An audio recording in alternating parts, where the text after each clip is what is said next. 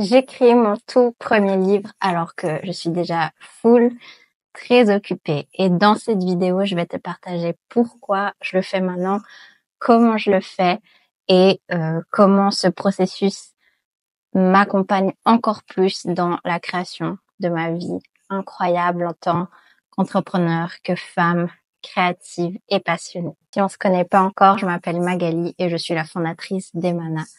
Je coach, j'accompagne des femmes entrepreneurs à rallumer leur flamme, se reconnecter à cette passion, cette légèreté, cette vitalité qui leur donne envie de s'éclater tout simplement dans leur business et de le faire grandir et de s'éclater vraiment dans cette notion où, bien sûr, l'entrepreneuriat, c'est pas facile. Il faut être rentable, il faut être productif et comment, en fait, garder sa créativité, garder le plaisir pour durer. Donc, raviver sa flamme et en même temps faire grandir son business.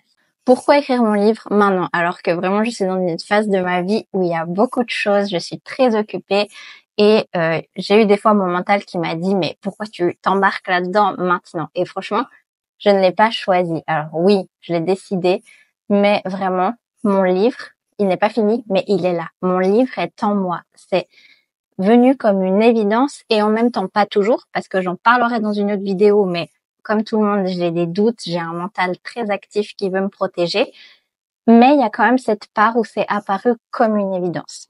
Déjà, je pense que l'écriture, elle a toujours eu une place hyper importante dans ma vie depuis même avant vraiment de savoir bien écrire. Je me rappelle, j'ai tout gardé, enfin merci à ma maman.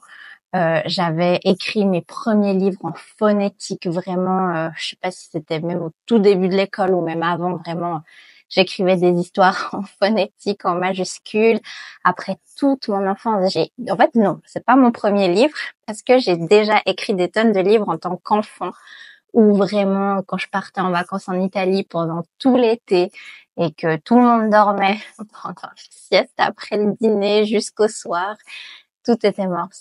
Toi aussi tu as vécu des vacances dans le sud de l'Italie, tu connais.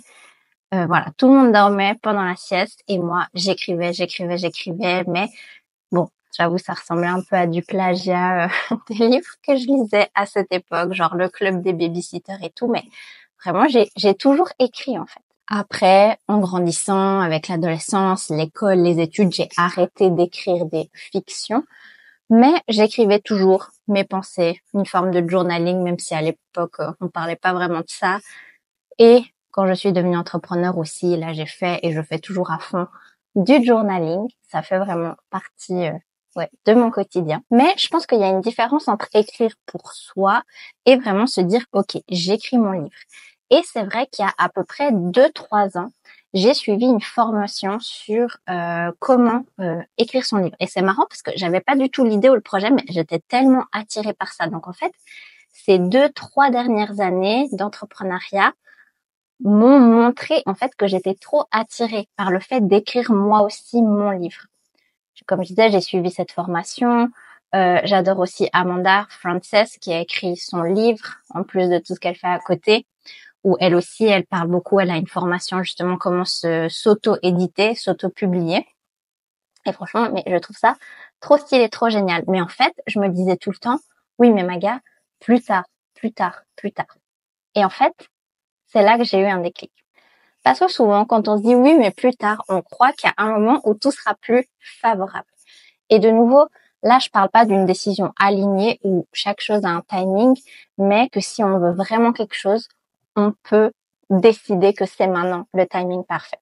Ce qui m'a fait tilt là, en ce début d'année 2025, c'est que pour mon école Emana, donc ça c'est mon membership où j'accompagne des femmes, on fait du coaching de groupe, etc. pour vraiment cultiver cette flamme et puis vraiment être payé pour être soi au travers de son business et de tous ses projets créatifs. Et ce projet d'école Emana, avant qu'il voit le jour en 2023, déjà j'en avais l'idée depuis un moment, mais je voyais ça comme un truc immense, hyper loin de moi et tout. Et après je me suis dit, mais pourquoi je commence pas maintenant avec ce que je peux faire maintenant, ma communauté en ligne, etc. Et bim, je l'ai commencé. Et je me suis dit, pourquoi je me servirais pas de ce que j'ai créé pour l'école Emana et tous mes autres projets pour ce livre aussi. Et oui, à un moment, je me suis dit, non mais en début 2025, je me suis dit, Maga, tu vas vraiment t'embarquer dans un livre maintenant, parce que franchement, j'étais dans une phase, voilà, il y avait beaucoup de chamboulements, beaucoup de changements, et je me disais, mais pourquoi j'ai cet appel, ce feu maintenant? Et j'ai décidé de pas trop le juger, de bien sûr écouter mon mental, mais de pas trop m'attacher à ses pensées et de me dire, ok, ben go. Parce qu'en fait, comme je vois ça, c'est pas juste moi j'écris un livre et je le vends et voilà, ça me fait grandir et cheminer moi aussi et ça va impacter la vie de plein de personnes. Donc en fait, c'est gagnant-gagnant pour tout le monde. Et autant le résultat fini que le process, il est incroyable. Même là, à l'heure où je tourne cette vidéo, j'ai pas encore écrit des tonnes, mais je suis déjà animée par ce processus. Je suis trop contente de faire cette vidéo. J'adore aussi tout le cadre et le contexte que je mets autour. Et je fais aussi cette vidéo pour toi qui n'a peut-être pas le projet d'écrire un livre, mais n'importe quoi d'autre, pour ton business, pour le fait, bah voilà, ta liberté intérieure, ta liberté financière, ta liberté géographique, vraiment pour toi qui a décidé aussi de vivre pleinement ta vie et pas d'être toujours en mode survie, en mode victime, mais vraiment, t'as pris le lead de ta vie, c'est bon, tu sais, tu peux tout créer, mais forcément, à chaque niveau, on a toujours un petit peu des résistances, des blocages. Donc, vraiment, j'ai remarqué avec mon désir d'écrire un livre que j'avais de nouvelles croyances limitantes qui arrivaient et c'est tout à fait normal. Je vais en parler, je pense un peu dans une autre vidéo, mais aussi un peu juste après. Et vraiment, ce que je me rends compte avec toutes ces années de développement personnel, professionnel sur moi, mais aussi en tant que coach, avoir accompagné pendant des heures et des heures et des heures des femmes que vraiment j'ai une compréhension de l'humain, qui est juste exceptionnelle. Oui, chaque jour, je deviens une meilleure coach pour les autres et pour moi, même si j'ai toujours moi aussi besoin d'un coach avec moi.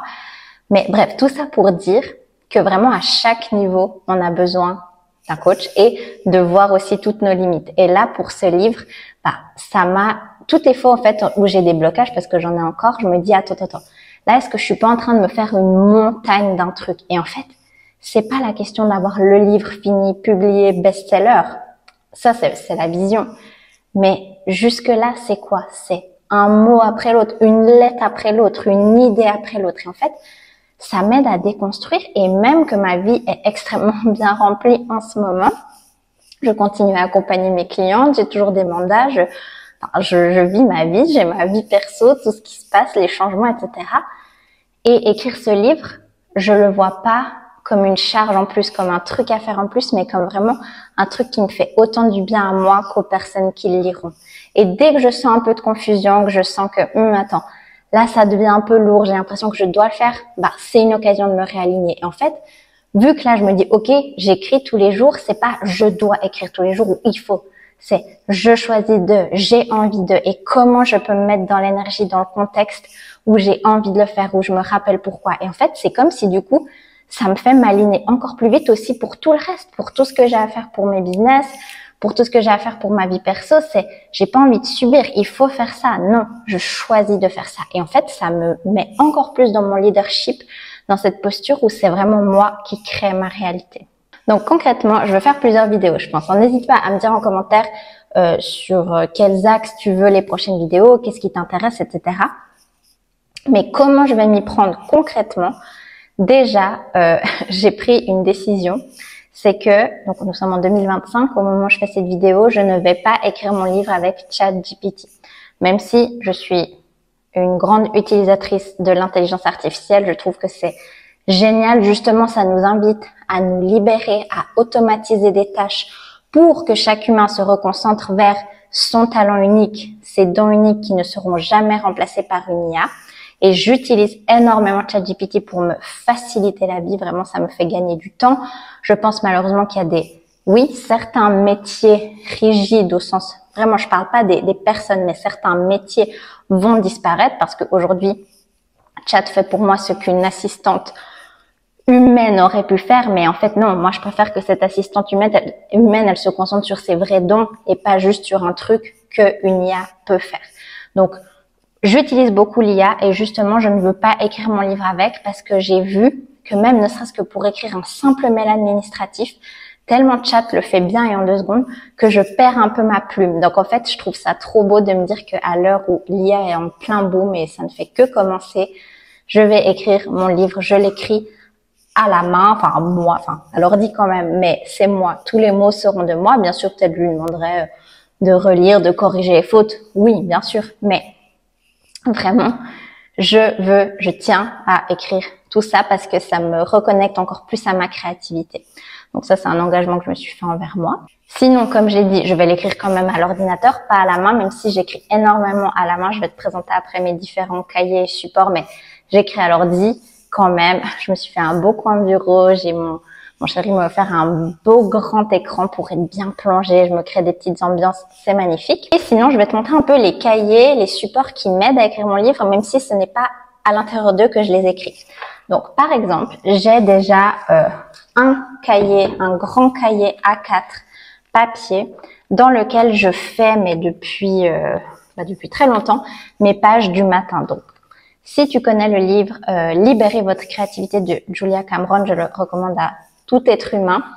Elle propose justement ce truc d'écrire au réveil, première chose au saut du lit, d'écrire 3 pages, juste pour te vider la tête. Ce n'est pas de la littérature, c'est pas du journaling, c'est juste te vider la tête. Et et j'ai essayé de le faire sur du digital, donc sur ma Remarkable, je vais en parler après. Mais vraiment, pour mes pages du matin, rien ne remplace le papier. C'est vraiment thérapeutique, c'est magique. Ça me permet de me vider la tête.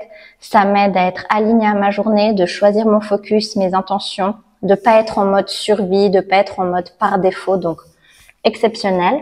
Et du coup, ça m'aide à écrire mon livre parce que je ne suis pas ou plus dans le brouillard.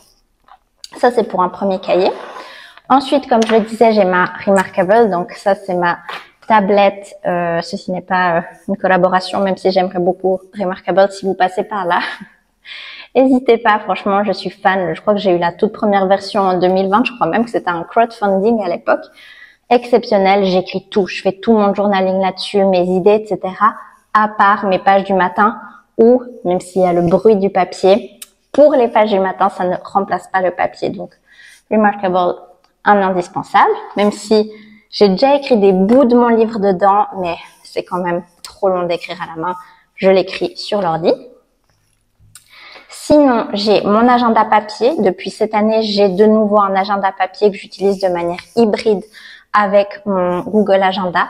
Vraiment, j'adore ça. En fait, ça contribue aussi à libérer ma créativité. Ici, voilà, donc il y a la semaine et puis ici une page blanche. Je sais même pas si vous allez voir ce que je fais. Et juste pour noter mes idées, mes trucs, je mets des couleurs, enfin, j'adore. Et enfin, un dernier petit cahier que j'adore, il est trop beau, c'est écrit Good Things Take Time. J'avais commencé ce cahier en 2024, voilà, pour écrire un peu des petites pensées, des petits engagements envers moi. Et là, je me suis dit non, ce sera le cahier du processus d'écriture de mon livre. Donc, ce que j'ai fait, c'est que j'ai écrit un mot du futur. Par exemple, la moi du futur qui a déjà écrit son livre, qui a déjà publié son best-seller, elle m'a écrit un petit mot d'encouragement. Et franchement, ça, c'est un trop bon exercice que je conseille de se reconnecter à la version de soi du futur qui existe déjà et qui a déjà fait tout ça. J'ai écrit aussi un peu toute la vibe, toute l'énergie que je veux, comment je veux me sentir, etc., l'énergie dans laquelle je veux être. Enfin, tout ça pour dire que c'est pas juste à propos de écrire un livre, ça c'est fait, bim. Non, c'est une expérience, c'est un processus. Et ça, l'entrepreneuriat et tout le travail que je fais sur moi et toute l'expertise que je développe en tant que coach me permet de faire ça. De voir ça non pas comme une tâche, comme quelque chose de très dans l'énergie masculine mal placée, mais vraiment ça me permet d'être dans mon équilibre yin-yang, féminin, masculin, et ça c'est toutes des choses que j'enseigne.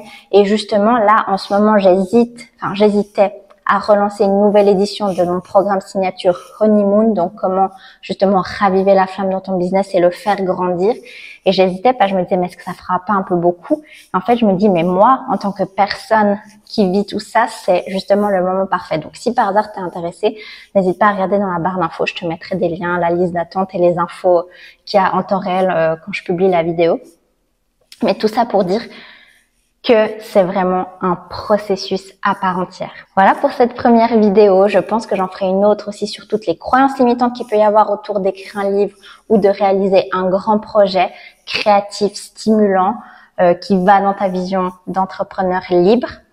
N'hésite pas à me dire, à me poser tes questions en commentaire, me dire les thèmes que tu aimerais, ça me ferait vraiment très plaisir. N'hésite pas aussi à me rejoindre sur Instagram où je partage un petit peu les coulisses en story. Et je me réjouis de te retrouver dans une prochaine vidéo. N'hésite pas à t'abonner.